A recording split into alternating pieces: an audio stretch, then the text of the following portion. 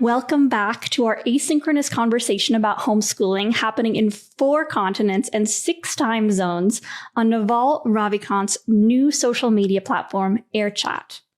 I'm Manisha, teacher turned tech entrepreneur, and host of the Teach Your Kids podcast and online homeschooling community. For those tuning in for the first time, in part 1, we covered more of the nuts and bolts of homeschooling. Why homeschooling, skills kids need for the future, technology, socialization, and the role of parents as teachers. Now I want to go deeper to the core of our nature as humans and parents, and then zoom far out to the role of education in a democratic society and ask our guests to share their views on the future of education. In part 1, we wrapped up by touching on the role of parents as teachers and considered that parents, regardless of their own educational background or income, might be uniquely qualified to teach their own kids and curate their children's education. And it's all happening on Naval's new social media platform, AirChat. So what's AirChat, Naval? AirChat is an asynchronous audio-first platform for recording conversations. It lets you record conversations regardless of what time zone people are in or what time it is or where they are, and to bring in multiple voices into the conversations, including talking directly to your audience, and then creating exports for your podcasts or for all the various social networks.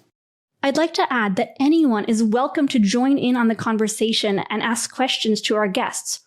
All you have to do is visit the homeschooling room on AirChat.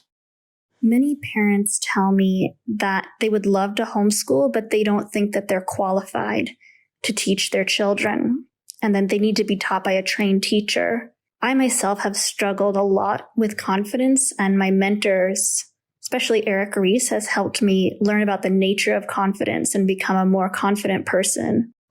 I feel like our confidence is rooted in our childhood often.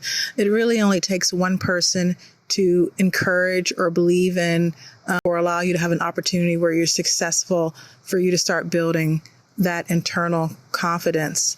In the same regard, it really only takes one person to be negative or, critical to destroy confidence. I think once we become adults, if we haven't had those experiences of acceptance and being proud of ourselves and of our work, then it can be difficult to be confident in other areas. But I do think even as an adult, you can still have opportunities and experiences that allow you to grow that.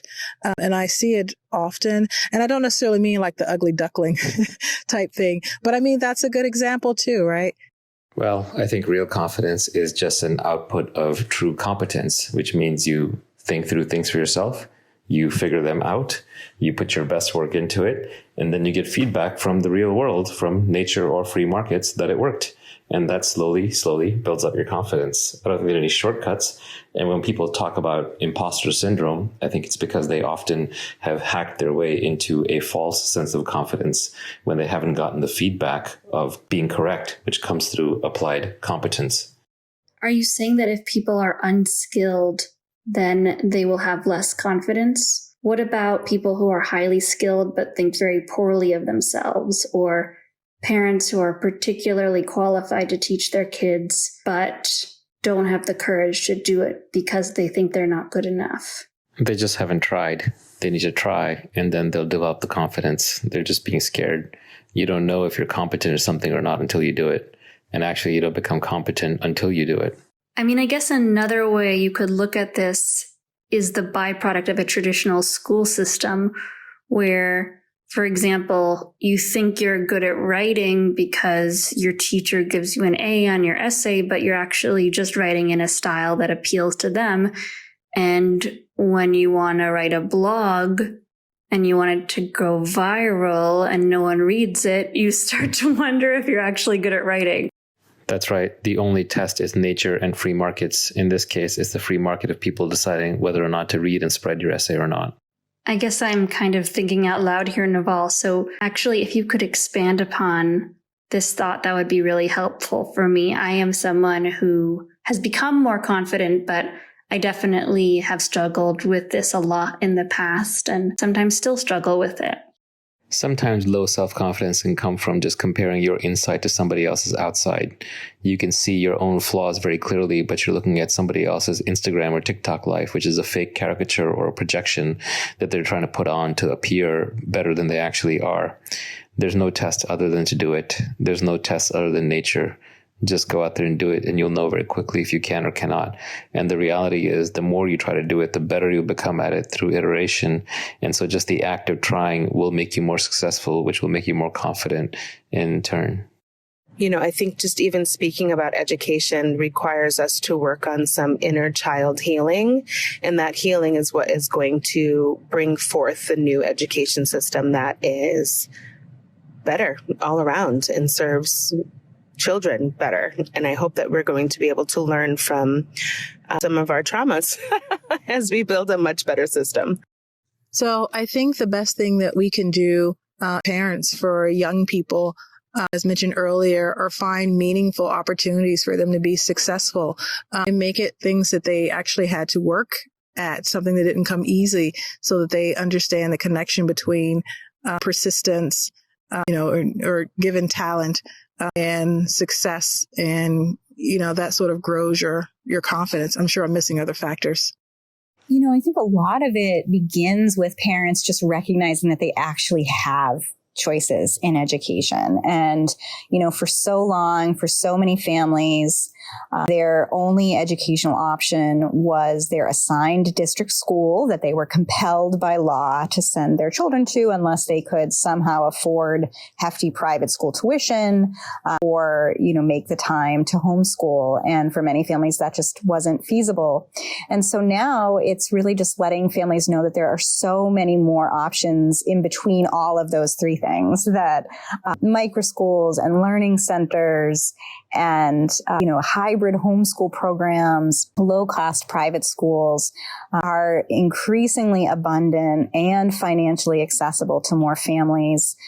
And that's being driven by these permissionless innovators, these everyday entrepreneurs like you and Shireen and Alicia, who are building an education system that's suitable for the innovation era, and thankfully moving away from the one-size-fits-all factory model schooling that we've been stuck with for well over a century. I remember one time being at a big homeschooling conference, California Homeschooling Conference, and seeing a bunch of grown homeschoolers on a panel, and they were asked by curious and also worried parents what was the best thing they got from homeschooling. And I remember one young woman saying, the best thing I got from homeschooling was knowing and understanding that whatever it is I want to learn, I'm capable of making that happen. Which I think speaks to the fact that homeschooling tends to produce kids or facilitate kids who are self-led, and even if they're not self-led, who have a fair amount of sovereignty and self-esteem and also a sense of themselves. As my husband and I have always not fit in and have often done things in ways that were weird or unconventional. And I think that those unconventional approaches are what led us both to achieve success academically and professionally. And so I think that unconventionality may be more the salient feature here that kind of gives us a confidence to take a more unconventional approach with our daughter's education. You have to be your own judge. All the great artists, chefs, creators, musicians, I think also have great taste. If you read Schopenhauer, for example, he knew that he was the smartest man alive at that time in his region, and that nobody else would ever fully understand or appreciate him. But he made peace with that because he knew that his work would be remembered long after he was gone. So I do think there is an internal self-confidence that can arise from your own judgment and taste, and sometimes that is enough. I guess for families that are on the borderline of taking the leap into homeschooling, what I would probably advise and coach them into is just try and start. You just never know. And you can always go back to what you were doing before. Do you think that people today are perhaps less confident than they've been at other points in history? What does confidence mean to you? I have my own way of defining confidence, but I'd be curious to know what you think. And is perhaps the lack of confidence due to traditional schooling? I don't know. Maybe that's too much of a leading question, but I'd be curious to know why you think people lack confidence and how we can cultivate this in ourselves and our children. That's a great question. I think with the international and the very prestigious schools, they're interested in maintaining an insular environment. So they really, more than anything, it's not that their academics are any better. It's really that they do not need to mix with the regular population. And how they do that is through making sure that students are, I think their matrices of evaluating and their matrix of success are outdated.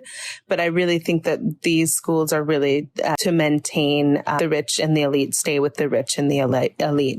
Certainly the bar has been raised by traditional schooling. Oh my God, I have to train my kid in mathematics. I don't remember mathematics. Oh my God, I have to get my kid into Harvard. Everyone else's kid is getting into Harvard. How do I get them into Harvard? These kinds of situations, I think, are very intimidating for a home teacher. The external world also sets a lot of credence in credentials. And how do you know you're going to get your kid to the point where they will gather these credentials and pass these credentials? I think that's intimidating and scary. So we're seeing a tyranny of metrics across a number of fields, whether that's hospitals implementing these metrics to reduce emergency room wait times that then lead us to ambulances ramping or people canceling surgeries to get more doctors into the ER, not actually improving patient care, but just kind of overly focusing on this, like on metrics.